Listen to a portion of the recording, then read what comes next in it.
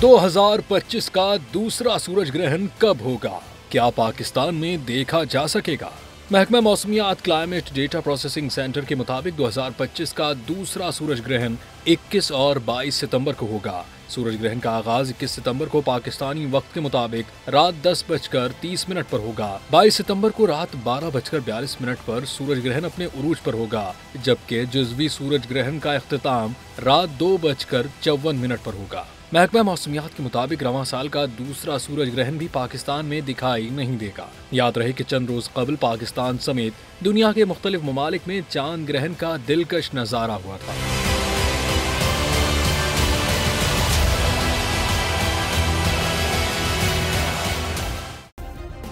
Subscribe करें और bell दबाएं ताकि कोई खबर रह न जाए।